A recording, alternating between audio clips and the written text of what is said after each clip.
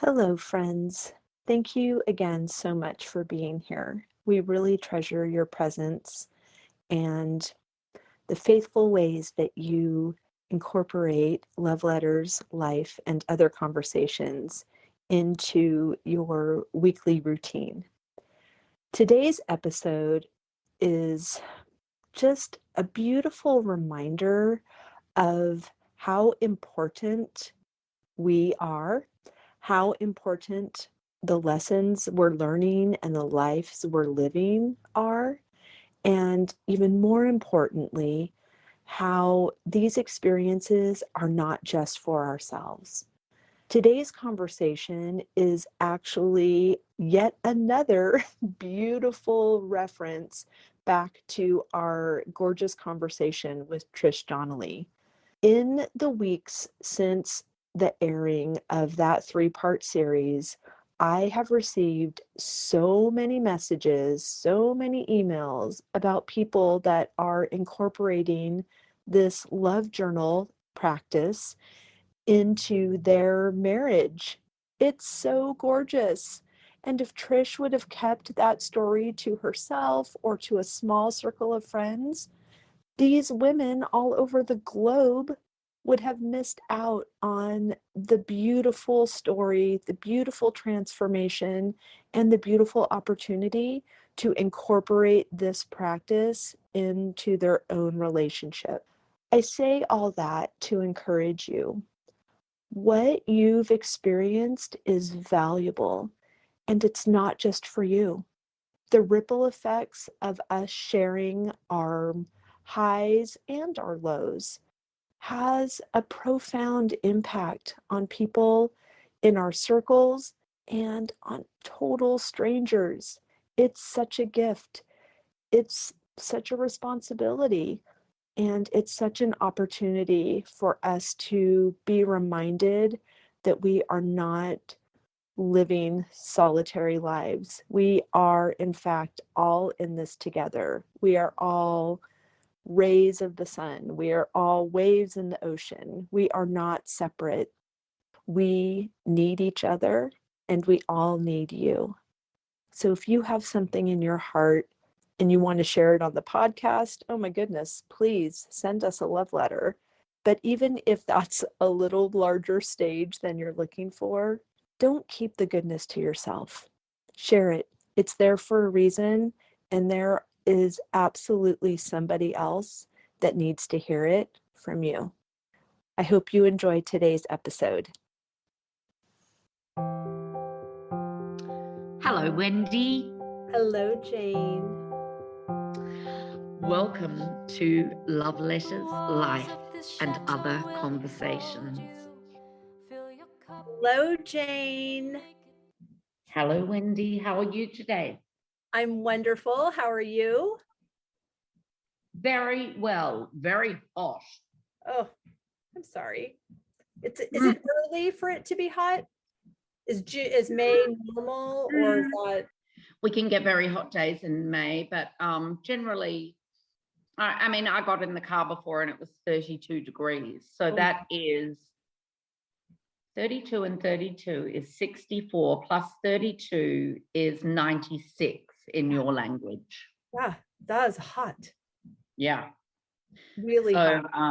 But it's quite cool inside the chateau, which is why I've got a cardigan on. Perfect. And is it humid? Do you have humidity there? Oh, that's nice. No, we don't get any humidity at all. Because 96 is hot, of course, but here in Massachusetts, 86 is really hot because of the humidity. Okay.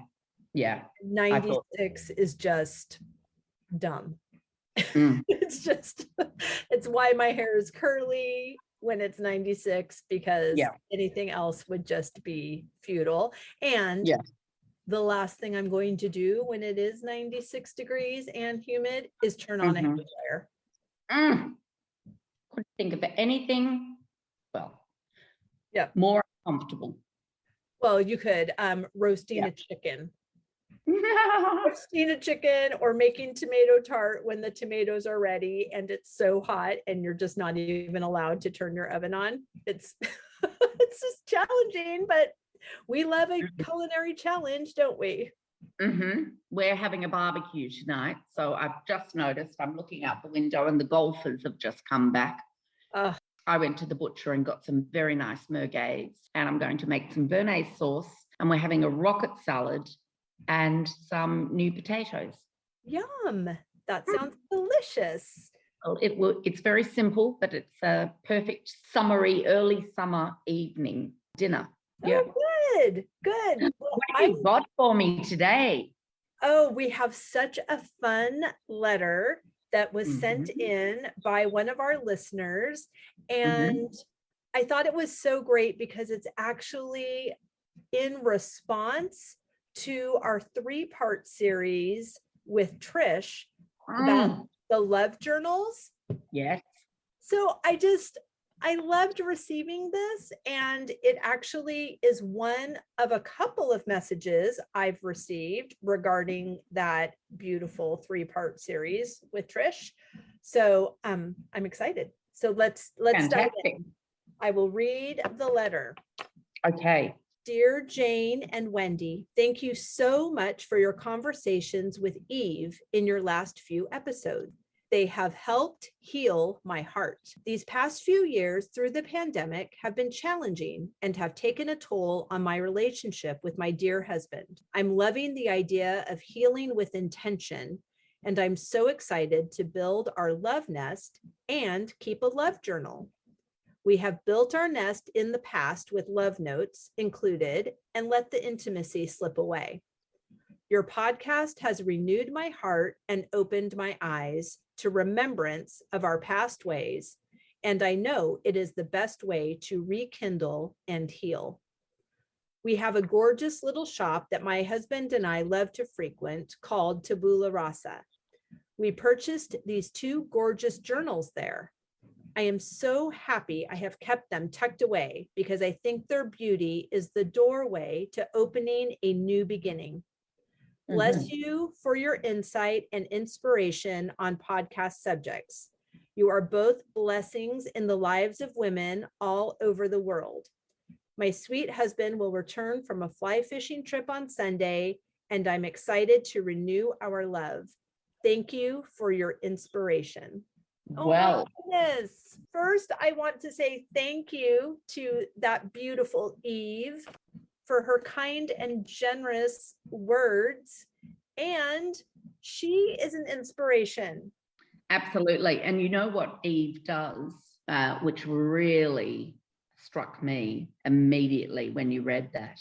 And what I suppose I've read and I've recognized as well is recognize the rut. Yes. Okay. So isn't it important to recognize when you're in a rut? And Eve's done that.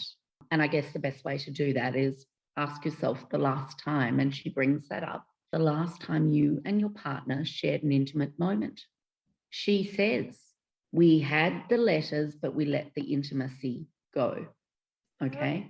I guess you can recognize the rut by thinking, okay, when was the last time that I felt emotionally close to my significant other?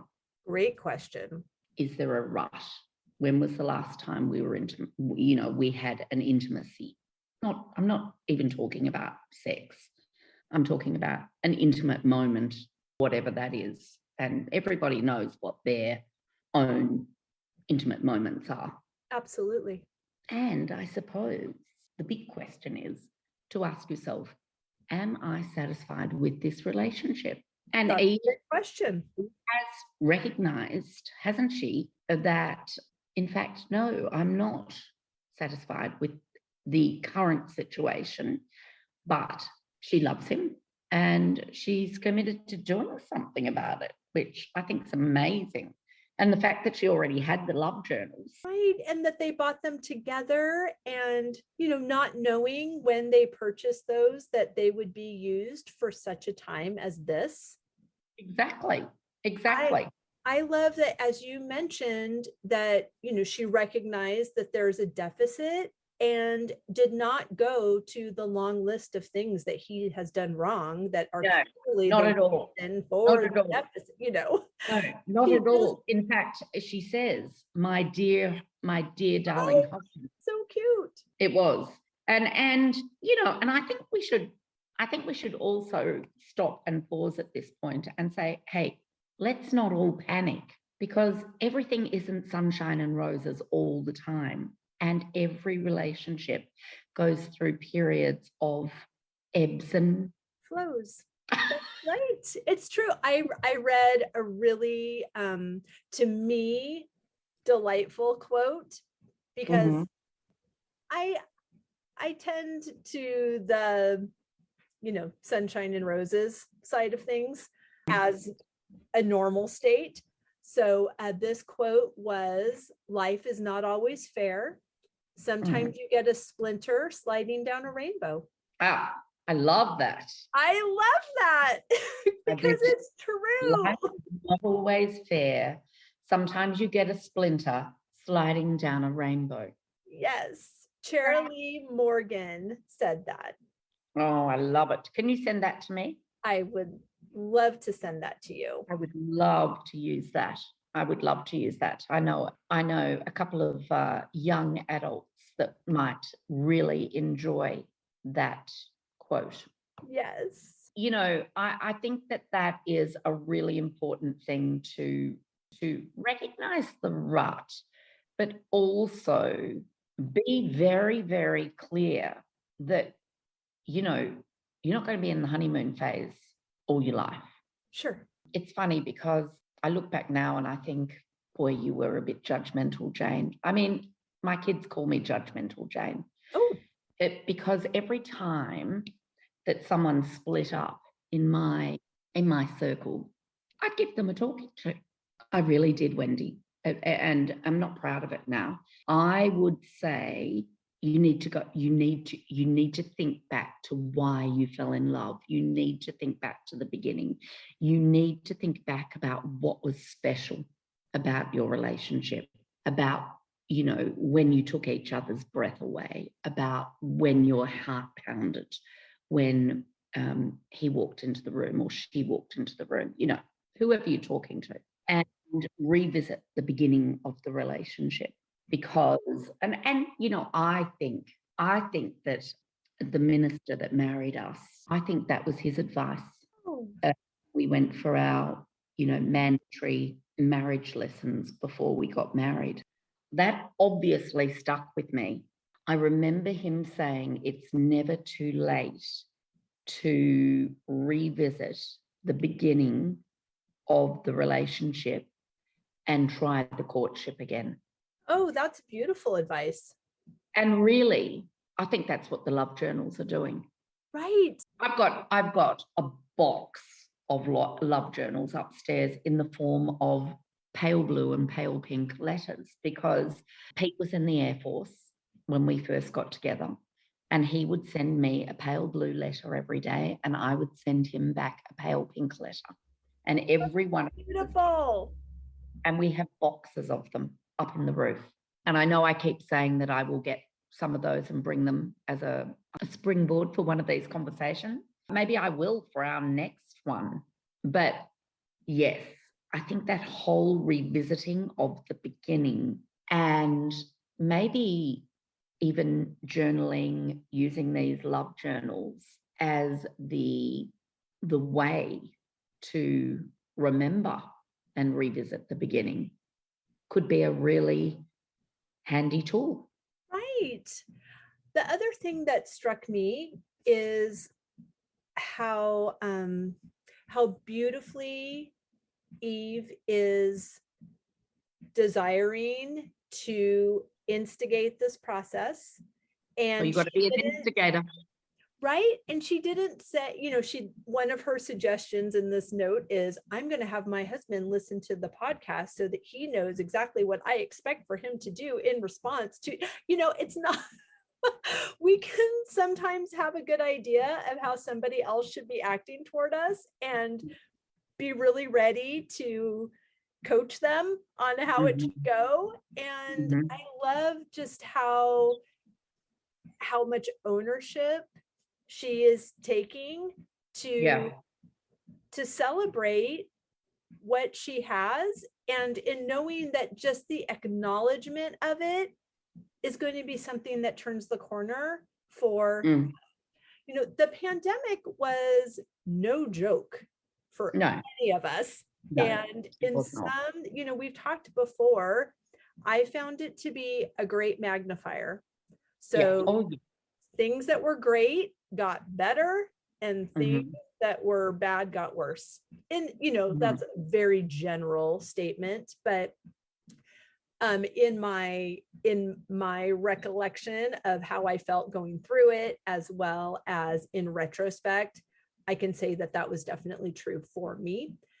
And there are a lot of things changing, and I think that it's appropriate, because that was a giant pause, that was a giant reset, that was a giant pattern interrupt. And to return to things as if that didn't happen, I think would be doing a disservice for all of the growth that occurred during that time. I think that we learned a lot about ourselves, and we learned a lot about each other, and we learned what we're capable of, and we learned what we're absolutely not available for. And we learned that we either need people or we really like staying at home. Like, it was just, and we learned what you made it. That we learned it was a worldwide phenomenon. Absolutely. That we actually all learned how to step out of our comfort zone, because most of us had to do something uncomfortable. Right. And I think this is one of the biggest things with Eve's letter. Now, I don't know whether Eve is an instigator, and I don't want to talk about. Oh no, I mean instigating I'm journal. talking about instigation of communication. I'm talking about instigation of communication, of trying something new, of planning a trip somewhere together that you've never been. Instigate trying a new hobby together. Now, funnily enough, we have a couple here at the moment doing a Chateau Life residency, and every morning they do Wordle together. Okay. And I've started doing Wordle. I'm only up to day 6. But they actually said to me, oh, you and Pete should do Wordle together. And there we were yesterday morning doing Wordle together. Well, then we did to Paris, and he fell asleep promptly the minute we got in the car and we were driving along. And I was doing the Wordle in my head. But it is a really good idea to try new things, even if it's something as silly as sitting with a cup of coffee and doing a word puzzle together. Right. Anything new that could spark new conversation or help to rekindle things if, things have gone a bit. Right. Right. I mean, sometimes the rut just happens. Yeah. Doesn't, require a global pandemic, but no, right, that's a great distinction to make, because it wasn't something that you were having to preface every conversation with, sorry that I've been a little MIA, this is happening in my life. It's like, it happened to everybody. All of us experienced it. And we all had, I did hear someone say, there was this phrase, we're all in it together, and all of, and those things. And so there are parts of that were true. And I would, what this person was saying was, we're all in the same ocean of it together, but not everybody had the same boat. No. And now, even if we are all in the same ocean, now it's time to step up, evolve past the big ocean that we all just were in. Right. And prioritize communication, prioritize boundaries and what you need. And I think the love journals can be great in that respect as well. Bullet point. What do you want? What do you want? I mean, Wendy, I did this during COVID. Right. Turned it into a course called I Want More the Next 30 Years. Right. It's nothing different to that, really. But scheduling time to check in. Yes, that's really important. With your significant people. And I'm not just talking about partners now. I'm talking about your significant people, your children, your closest friends, the people that you hold closest in this world, your aging parents, and schedule a time to check in with them. Don't leave it. Don't leave it to chance.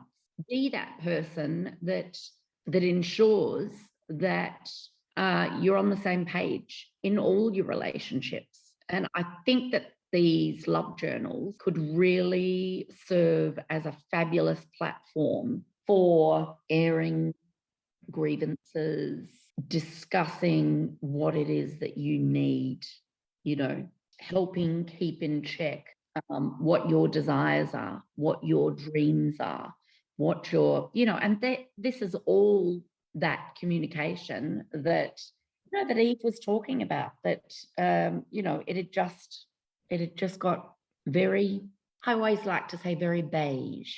Yes, that's true. And you are not available for beige. I don't like beige. I'm not actually available for beige relationships. Closest girlfriends in Paris yesterday, we were talking about this because she and I have a lovely, lovely friendship, a beautiful friendship. It's very special. We went shopping and then we met our husbands who we'd crack jokes about for the 2 hours that we went shopping beforehand. Then I went shopping with her. We dropped into a store that she'd just bought a whole lot of clothes at. She wanted to show me what she'd bought. She and I speak regularly. We schedule our phone calls. We write to each other all the time. It keeps the relationship alive. Yeah, it's that maintenance that we've been talking about as well. It's the maintenance. Right. And you and I, Wendy, I mean, our maintenance has sort of become this podcast. Absolutely. So, you think about the half hour before we even start recording, we put maintenance into our relationship. Right. Well, we actually record that as well, don't we? We do. Just so that we don't start talking and I don't think, oh gosh, I forgot to hit record. So yeah, exactly. So I think that whole learning process of reconnecting partners, with friends, with family, with siblings, with children, with parents, right, can be really tough. But I think if it's done with intention and with very clear boundaries in place, it can, really lead to long-term fabulous relationships. I agree. And I'm expanding this further because I'm sure there's lots of people listening who don't have a sexual partner. So I don't want to talk about it in terms of it being your sexual partner. I want to talk about it as a broader.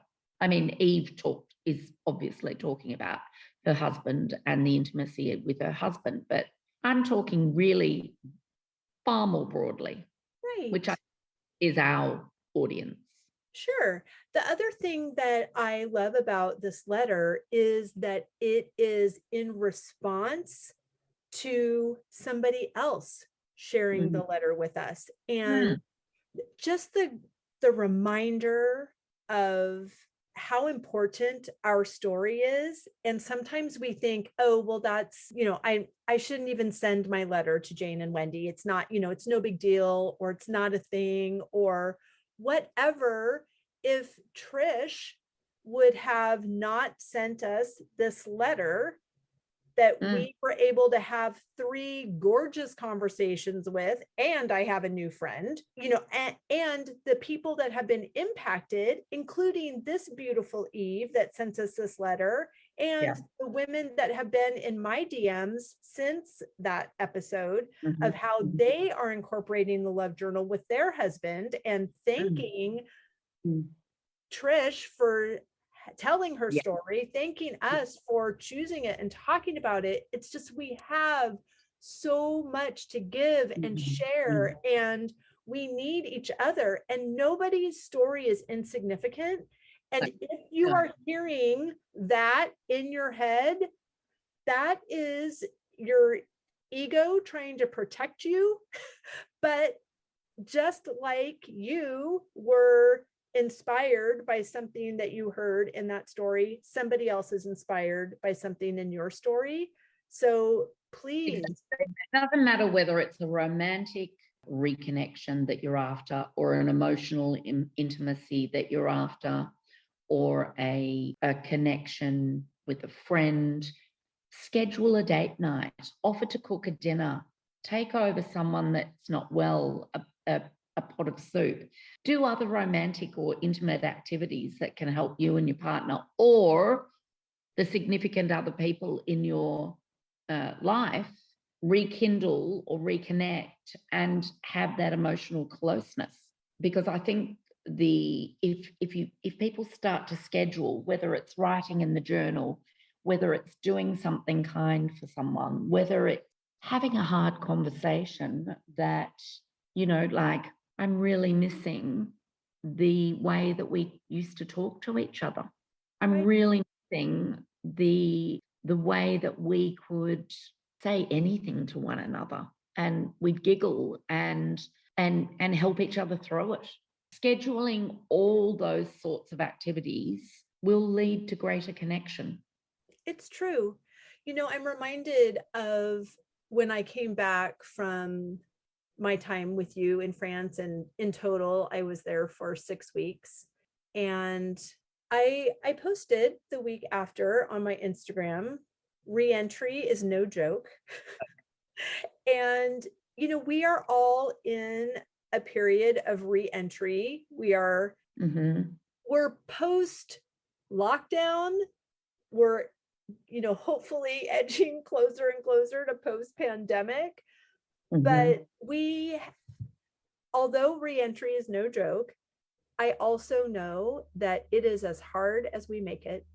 And for some things, some relationships, some practices, some habits, some jobs, they're a decision away from going a different direction. It's only as hard as we make it. If we let things be easy, then we can open ourselves up to receive easy. It's so often we make it harder. We had this conversation last week. We were talking about, we were talking about that line where we hover, where we're happy, and then something extraordinary happens, and we peak above, and we go into a place that one might call joy, the most vulnerable emotion. And then we will do something to sabotage that, to get back to the place that we're comfortable. That's right. I was having this conversation last week where there was a group of us having the conversation. Well, you know me, Wendy. I do. Want to have as many of those peaks as possible. Right. There were others in the conversation that said, what's wrong with the happy line? I'm quite happy line. Oh, and was The Big Leap the reason that prompted this conversation? Reading The Big Leap by Gay Hendricks? Exactly. Yeah. Exactly. How happy are you willing to let life get? How happy are you willing to let life get? Well, I think that has been marvelous, receiving that letter from Eve. I think she was very brave to write that to us, and I think she's very brave to instigate all of that with her husband. And I hope that it's really successful for her in whichever way she wants it to be successful for her. Yes. What are your takeaways? I love that our story has impact. And, I feel like this podcast is just our opportunity to set the table, and whoever comes and takes a seat at it and shares a portion of their life has a beautiful impact on everybody else seated at the table.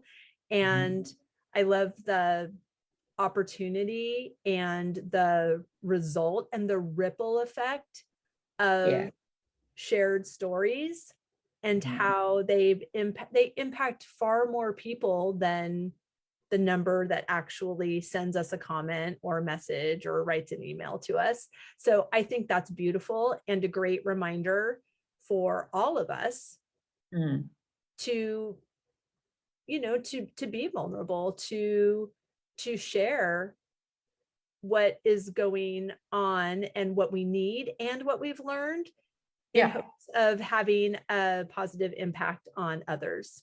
Exactly. And my other takeaway from Eve's letter is I love her intention, and I love how she is approaching it with this beautiful sense of how it's going to be successful. Like, she doesn't say, and I hope it works, or it's just, you know, we have this journal, it's going to be perfect. It's, you know, like it's recognized that things have gone a bit beige. She's revisited the beginning. Yes. And she's taken tools from the beginning that she already has in her pocket. Right. Like those two journals that they bought. And she has intent to use those tools to come back together. Love it. I do too. I think it's amazing. And I guess my other takeaway from this conversation is that we all need to recognize, while we're doing all of these things, that it's really, really important, if we are in a situation where we're trying to instigate a game changer, that we still look after self, whether that's walking or meditation or cooking something delicious and healthy, or taking time out and away from the situation, that we are really looking after our own well-being at the same time, which will only lead to improving our capacity to be more present. Right. I think I may have told you this. I recently heard a beautiful analogy for that, just talking about giving from your saucer. So filling your cup first, and then out of the overflow is what we can give to others. So often women, me, I give to make sure everybody else is taken care of, and then do the thing for me. And that was really the turning point of implementing a morning routine for me, is that I could still take care of everybody because my time is before they wake up. So it worked for me to buy in. Now, if somebody said the morning is not available for me anymore, I would carve time that took away from the people in my charge to do that routine at the time of day that was available to me, because I have learned that when I say yes to myself, everybody wins. Yeah, absolutely. My kids have always called it burnt toast. Mum takes the burnt toast. Right. But, and you know, and I will laugh at that, because I will take the burnt toast if there is only a piece of burnt toast left. And you know how to make bread. So yeah. So I will do that. But you know, you and I have discussed as well. I mean, I've been getting up at 5 a.m. for the last 30 years since Lockie was born, and having the first 2 hours of the day to myself. So we had a guest last night whose son came to visit, and he's an early riser. He was in the kitchen when I got into the kitchen at 5:10 this morning. And I was reminded very, very clearly about my time, because he's a chatter, and it was lovely to have chatter in the house. But I did have to say, after about 20 minutes, look, you will have to excuse me, because I have a list of things that need to be done, and this is the time that I do them. I'm so happy that you used your words and said that, because you could have thought, well, even if it was a resident, like it's only a month, it's only that I need to be present for this person. You can get all in. It's so easy to fall back in. But when you have owned that time and you're fierce about it. Yeah. I've had, that time is my shower. And, while Yep. I'm in the shower, I do a bar class. Mhm.